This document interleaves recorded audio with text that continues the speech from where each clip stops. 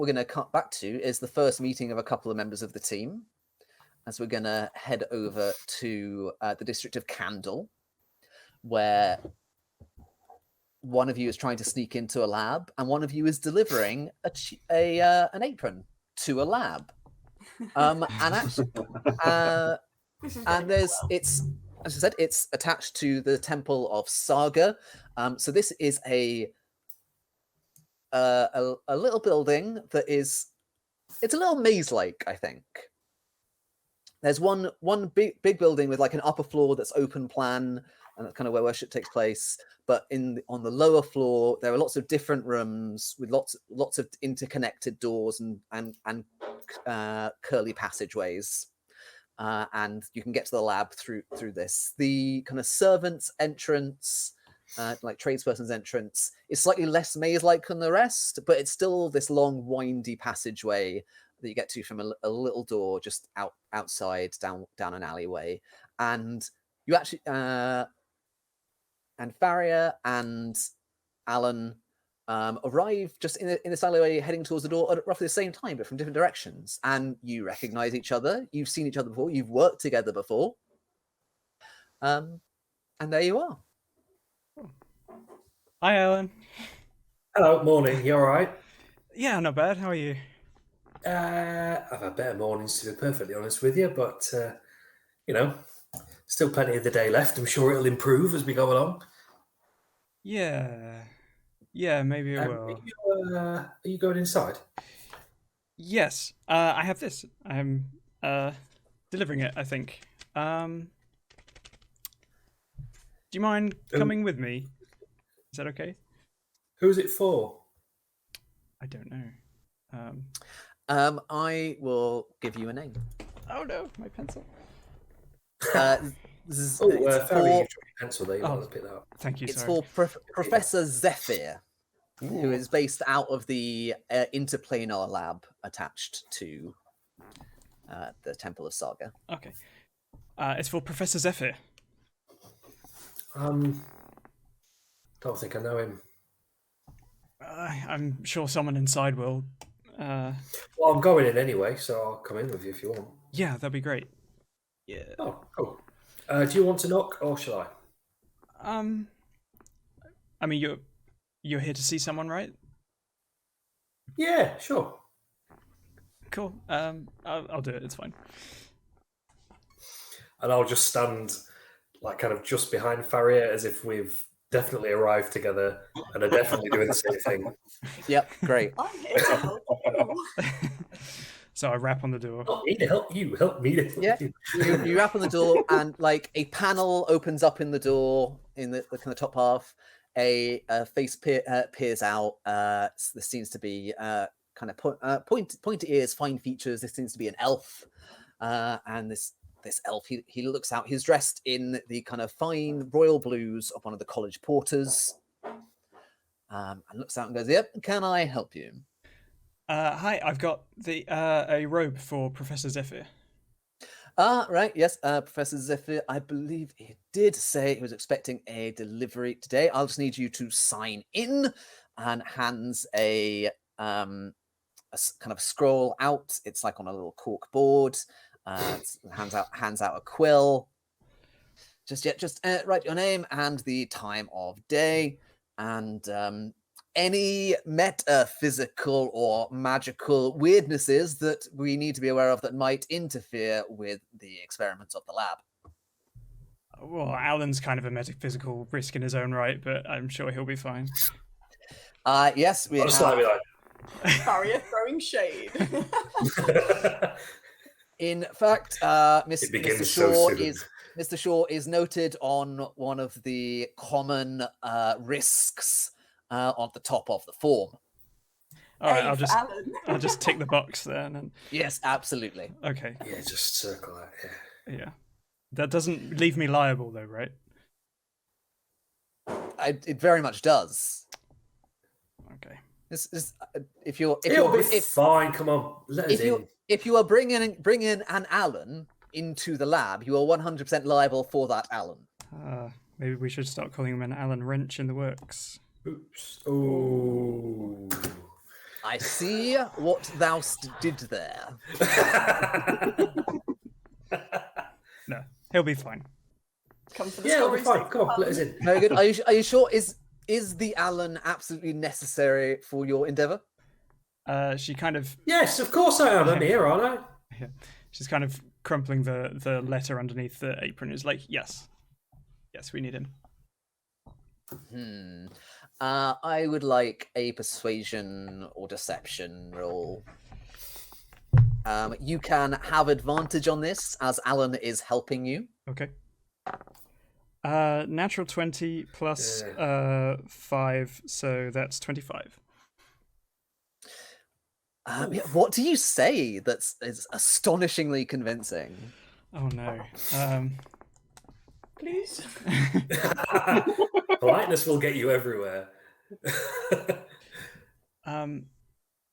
He's helping me out. He's helping my father. I really need to get back, and he's gonna help me out a lot in getting this in and getting where it needs to be, and he's also going to be helping me for the rest of the day too. So I've got him under strict control. Okay, if he's under strict control, and if it's to help your father, and there is just inside this person's mind, there is a flashback to his own father, who was very dear to him, and who passed on last year, and this dedication to a father is just something that he really admires. And he closes the hatch and opens the door. Cool. Perfect. Nice.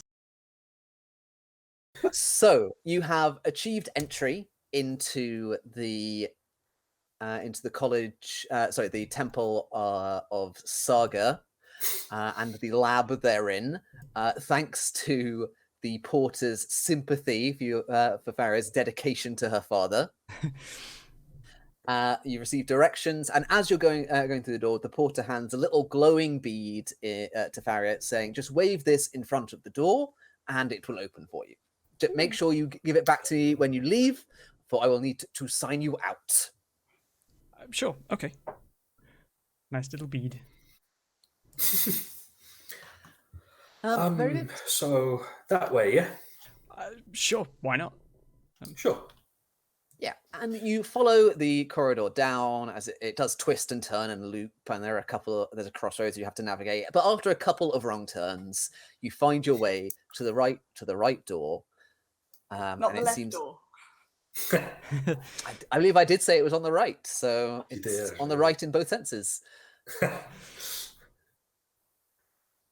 And it seems to be a slightly reinforced, kind of heavy oak door, reinforced with kind of metal panels, and a handle with a lock that doesn't seem to actually have an opening for a key. But there's clearly some kind of mechanism there. So I've got the bead in my hand for. This is the bead that opens the door, right? Yep. Okay. Yeah, I've stayed in hotels that do this. You just kind of wave the thing and Yeah, they but never work. You always have to go back to... Yeah, I would say sometimes, especially if you've got other magical items on you, like you've got to go back to the desk and get them to enchant it again. So yeah, you wave the little bead in front at the door, and the kind of little lock mechanism glows kind of purple for a second, and then there's a click, and the door starts to swing open. Inside there is a real mess of arcane kind of equipment. There are bubbling beakers, several of which seem to be cracked and broken, and there are various bright liquids steaming and smoking on the floor amidst paperwork. There are a couple of what look like kind of like magical pylons that are kind of crackling with like green electricity that arcs between them. They're made of some kind of almost like liquid metal that's kind of just floating above the ground, above two little orbs. And there is at least one unconscious person in the room. There's what And over on the far side, there is a desk with scorch marks on it and a weird kind of distortion in the air above it. There doesn't seem to be anything there, but something has had some kind of weird impact on the space. So, Alan, I should probably tell you, I had a bad feeling about coming here. I'm sorry, what? I had a letter that warned about something bad going on here, and I think this is it. Right. Should we just close the door and, I mean, I'm supposed to be in here anyway. I'm looking for someone else, but I don't know where they are. So, Okay, well, I can just leave my. who's the? Not sure. Can we identify Professor Zephyr among the unconscious? That could be him. They're kind of face down at the moment, but there's definitely someone in slightly scorched wizardy robes on the floor. Alan, I will say you recognize this room. This is the lab that Professor Bustius worked in, and indeed you remember the desk with the weird spatial distortion above it. That's his desk. Bugger. I really don't want to roll that fellow over. To be perfectly honest with you, anyone who rolls over after a magic explosion normally doesn't have a face. And I've seen that before, and I don't really want to see it again. But if you want to, we could. The best ones are when something happens and then there's just a pair of smoking boots left. I like those ones. Cool. I guess you can reuse the boots. So yeah, exactly. So you can resew. I'm just gonna go over there and poke that because it seems. I'm just gonna walk over to the desk and because Alan has no arcane acumen at all. Wait. And just be like, "Yep." Do I have my staff with me or not? You can absolutely have your staff with you. Okay. Let me do it. I can channel a little bit more magic stuff, maybe. You mean some? Yeah, and it's a 6-foot pole as well, so we're a little bit further away. Oh, nice! And I will just step 1, 2, 3, 4, 5, 6. There we go. Go for it. Okay. So I raise up the staff and it's got a crystal on the tip. I just kind of drag it towards the space slightly, as if trying to dispel mud from cloudy water or something like that. Yeah, absolutely. So make me an Arcana roll. Oh no. Oh no, maybe it won't be so bad. Let's find out. Come on, you've got this. I believe so that's in a you. +2. 14 total. Yeah. So as you touch this thing with the crystal on the end of your staff, you feel definitely an arcane connection running from this weird spatial distortion to a place elsewhere in the city. You get a sense of something that was here has been taken away, but this space, because of the nature of what was there, maintains a almost link through space to the object. Something went amiss and it's almost imprinted on this space, even though it's not been taken away. You're also aware. Holiday. Yeah, you're also aware that if you touch this spatial distortion with the staff for a moment longer, something weird's going to happen, because you can feel the energy building in that place. You can feel like the energy start to build through the pylons to the side as well. It feels like it's almost being pulled towards you. I'd take it away. What would you like to do? Great. Make me a dexterity saving throw. 11. Yeah, that's not a 15. Oh.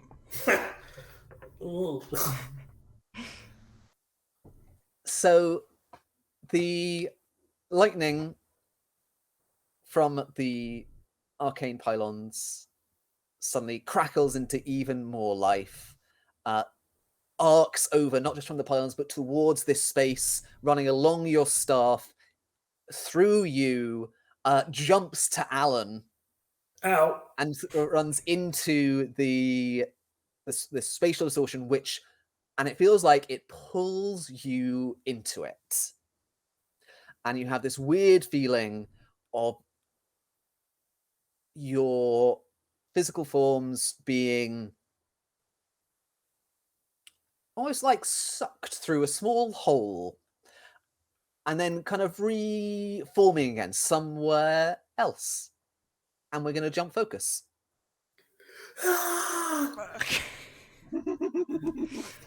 Oh no! Meanwhile, And over now, a word from our sponsors. Meanwhile, over in the district of Puzzle, near one of the colleges, Slightly is leading you towards a little outbuilding, and in the kind of gardens outside, you happen to see, kind of walking towards the building, Jack Pilyakin, who seems to be like just observing this building from a distance. Okay. I won't shout out or anything, but I'm definitely going to keep an eye on them. Cool. As much as I can as I'm moving, I'm assuming. Yeah, absolutely. And you seem to be slightly kind of like pointing you towards the building that Jack seems to be watching. Pilyakin, you have reached the address that you were given by Grand Orderly Austin.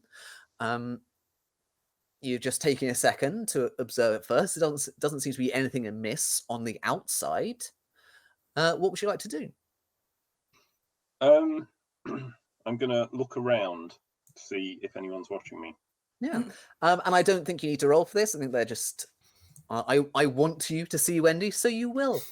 So you notice, Captain Wendy, who you've worked with before on various problems that have assailed the city in cases where you needed backup, with a slightly shabbily dressed man leading her around, and seems to be heading towards the building that you're heading towards.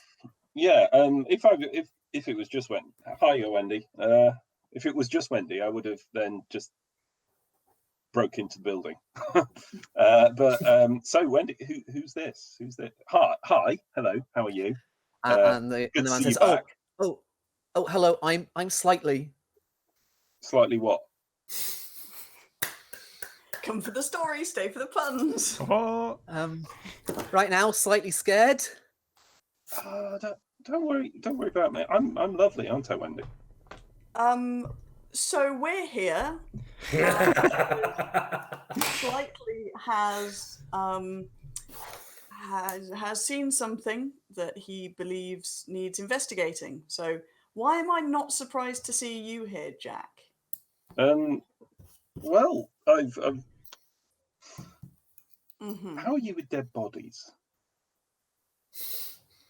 Because I have a certain information that there may be somebody dead in here. Certain information from whom? Can't talk about that at the moment. Mm-hmm.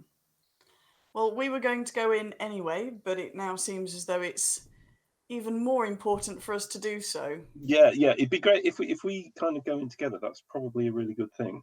So you want to come into the place with me, basically? Yeah. It's great because I'm having trouble holding things at the moment, and I can't really get through the door. Are you drunk? Well, yes, but no, it's something more. My arms aren't working. Really. How many fingers am I holding up? I'll hold up the grappling hook. Not at all. Yeah, no. Look, if you could help us get in here, I think it would be really good for both of us. Fine. Slightly, are you going to come in with us? I don't think so. I'm not good with dead bodies. I know that about myself. Okay. Well, I tell you what, can I give Slightly some coppers or something to go and get a proper breakfast? You absolutely can. You give Slightly a handful of coppers, and he goes, "Thanks, Wendy. I think No problem. there's like a cafe that some of the like students use over there, so it's cheap." And Okay. Well, I'll give him. Yeah, sort of 5 coppers or something if that's enough. that'll definitely be enough for a student breakfast. Okay. Cool. Well, hopefully you'll still be there when we come out. So Yeah, wait around. come and for get me, and I'll wait there. Okay, fantastic. Well done, Come on Wendy. then, Jack. Oh, hang on. Now he's gone. Yeah, it was Grand Orderly Austin. There's something going on. For some reason, doesn't want it on her plate at the moment. So. Well, that's never a good sign if she's handed something over to you. No offence. bloody delighted you're here, though. Will you go in first? Fine. Well, I mean, you've got the armour on. I'm just in this stupid coat thing. So I'll lead Jack into the building. Yeah, absolutely. So there's two ways it looks like you can approach this. There's you could go in through the building proper, or there is a window that seems to lead into the office that you think this is the location that you were given, Jack, and that slightly indicated the trail led in there. So you could try and climb in through the window, or you can go in through the main building. I've not done well with windows this morning. I don't think Wendy would try and go into the window. She's too square to do that. Absolutely. Not literally, like she's not literally square. No, Wendy is secretly a gelatinous cube, and thus is square. You're not meant to tell people. Oh God, I spoiled it. Minecraft, Wendy. So you go in through one of the main entrances to this kind of academic building. There's a little corridor full of like offices with kind of nameplates on the doors, and you walk past there's another porter. This porter is wearing let's say a grey uniform. It's not quite as fancy as the ones over in Candle, where they're attached to the temples and have to look nice for services. And this person definitely seems grumpy. Okay. And she says, "All right, what can I do for you?" Good morning. We need to get in there. Oh, you need to, do you? You need to? Do you have an appointment? No. Then it looks like you can't get in, can you? Is it office hours? No, and that's the point. We need to get in before office hours start. Well, that's not what the academics keep strict office hours. So if you don't have an appointment and it's not office hours, I can't let you in. Was there a disturbance here last night? I'm sure that would be none of my business.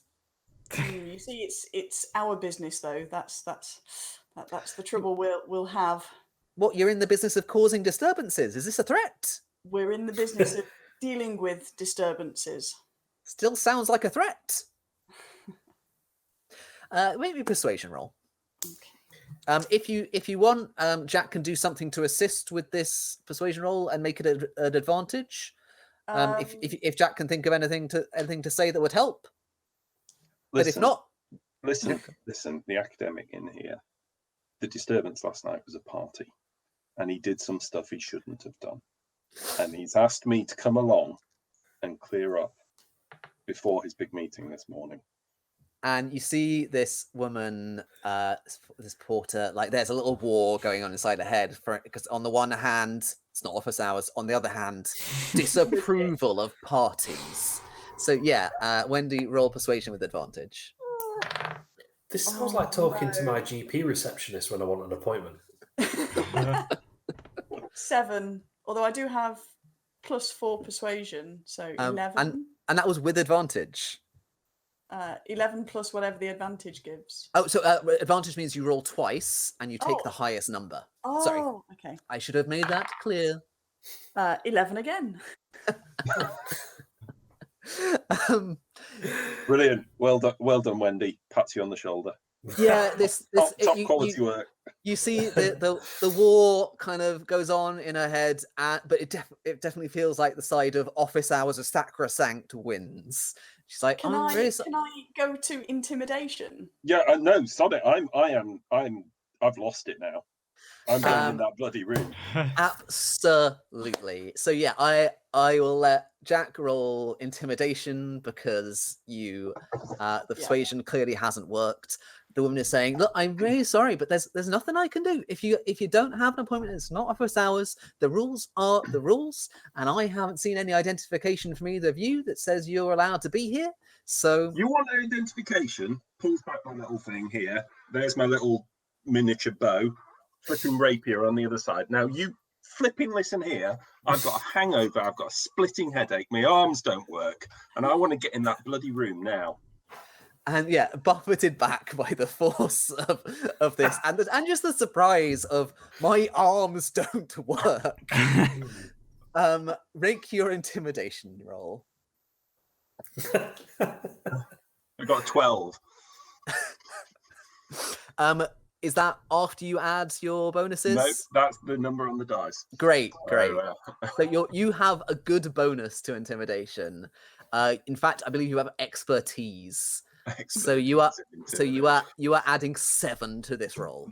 Yeah. So this woman is absolutely intimidated by you. She says, "Well, I guess you can go in. I don't want any trouble, but I'm definitely going to tell the dean about this." Good. And she Well kind of done. scurries off. I think we should probably get on with this fairly quick then, Wendy. Yeah, you're not sure how much time you've got, but you've definitely got a little bit of time. So as you enter the office, on the outside of the office is written, let's see, what is this person's name again? It's written Ambrose Mab, Professor of Peaceful Visitation. And Oh, that's ironic. Yeah, the door appears to be unlocked. Can you get that, Wendy? Can you Is get the it door? one of those handles or one of those handles? Yeah, it's one of those handles that I can't do at the moment. So. With my good hand. Yep. Great, we've got one functioning hand between us. You open the door, and inside you see a little office space. I'm just gonna try and move you to so you can see it on on roll 20. We're See going to if be that works. scuppered if we need it. Can That's brilliant. Can- we need what? That's If amazing. we need a dex roll, we're screwed. Yep. Can you see that badly drawn office? Very much. What are That the is three-legged not a bad spiders down at the bottom? They are stools. Oh, right, okay.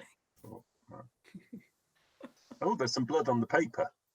Absolutely. So inside this room, the things that immediately grab your attention are the dead body, with blood pooled around their head. Again, there's blood, a bloody piece of paper on the desk. But honestly, what's even more distracting than these features is the fact that appearing in a flash of light in the middle of the room, disturbing this murder scene that you are about to investigate, appear 2 familiar people as Alan Shaw and Faria Firaco suddenly appear in this room. And that's where we'll leave it for this episode. Stag us back in a Inspired minute. Quill D&D.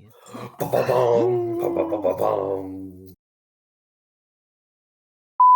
All right, grand. For anyone wondering why you cannot see Hugo's face, there was a storm in their area, so they've had some camera trouble, and we've had to resume the recording now, but we're all good. If you were wondering why we missed David for a little bit earlier, his shopping arrived. The 2 different sides. Britain, USA. We made it. We all managed to get in the same room together. In one session. One Yeah. session. It's almost like it was planned. Almost. It's almost like 1 out of 5 of us knew what they were doing. Yeah. Yeah, But and it it is was only obviously one. Sarah.